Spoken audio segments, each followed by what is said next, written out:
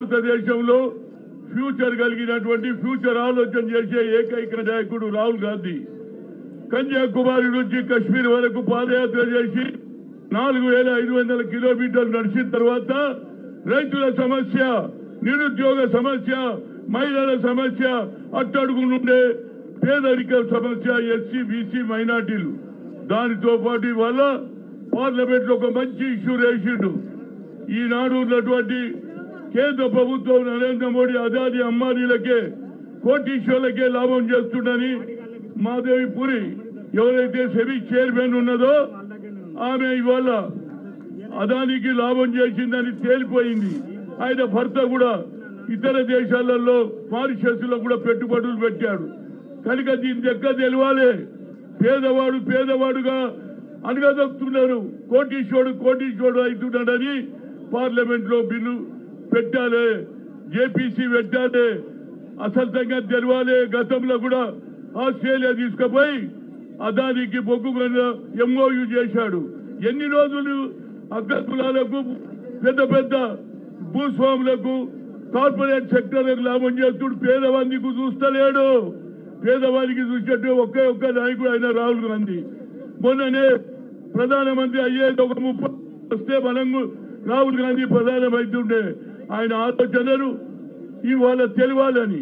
Shares అంటే ఎవరికి తెలియదు, డబ్బులు పెడతారు, అదాని కంపెనీకి ఎక్కువ లాభమైంది అనే దాని మీద ఆయన లెక్క తీయాలని జాయింట్ పార్లమెంట్ కమిటీ పెడితే అసలు సంగతి బయట పడుతుందని చెప్పి ఆయన స్పీకర్ గారికి చెప్పేసాడు. నరేంద్ర మోడీ కరాతో పూరా దుకాన్ బంద్ చేయగా అనగా ఆయన బంద్ చేసాడు. కాబట్టి ఇలా రాహుల్ గాంధీ విషయంలో ఈ సెబీ చైర్మన్ మాధవి పురిని తప్పనిసరిగా సస్పెండ్ చేయాలి. కేవలం కోటీశ్వర్లకే లాభం చేస్తావా? పేదవాడు కాదా? అది మా డబ్బు కాదా? పేదవాడు కష్టానికి రైతు కూలీలు, రిక్షా దొక్కిన కూలీలు, ఆటో రిక్షా ఇవన్నీ కూడా ఉన్నాయి. కనుక రాహుల్ గాంధీ గారు వచ్చేసారి తప్పనిసరిగా ఏదైతే కులగన జరగాలంటున్నాం, 1981లో అయింది కులగన, ఏది 1931లో అయింది, ఇప్పటిదాకా అదే కులగన చేయాలని ఆలోచనతో ఆయన ముందుకు పోతున్నాడు. అప్పుడే మనకు అభివృద్ధి జరుగుతుంది. పేదవాడు కూడా పైకి రావాలి. ఉన్నవాడే పైకి పోతే ఆయన కోటీశ్వరులే లాభం చేస్తే కింద వాడు అడక తినాలన్నా లేకుంటే విషయం తాగి తావాలన్నా.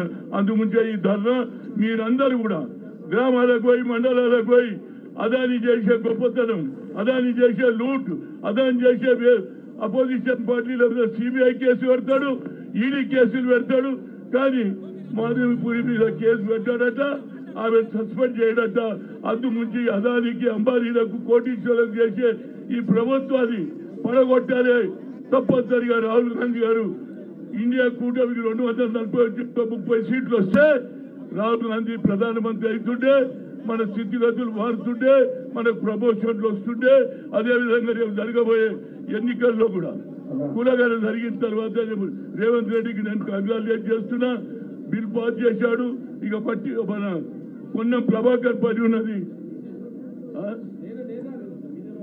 పొన్నం ప్రభాకర్ గారు ఇమీడియట్ గా కులగన మొదలుపెట్టి ఆ తర్వాత పంచాయతీరాజ్ నగరపాలిక బిల్లు పెడితే మా శాసనసభ్యులు కూడా అవుతారు, గీతోడు కూడా మండల అధ్యక్షులు, మహిళలు అవుతారు, పేదవాడు అందరూ అవుతారని చెప్తూ మరొకసారి ఇంత జనం వచ్చినందుకు రాహుల్ గాంధీ మీద అభిమానం, అదేవిధంగా మల్లికార్జున మీద, సోనియా గాంధీ మీద గతంలో ఆమె ఐఐఎంలో కూడా రిజర్వేషన్ ఆ తల్లి తెచ్చింది, మళ్ళా ఇది కూడా తేవాలని చెప్తూ మరొకసారి ఆ సెబీ చైర్మన్ సస్పెండ్ చేసే వరకు మన పోరాటం కొనసాగుతుంది.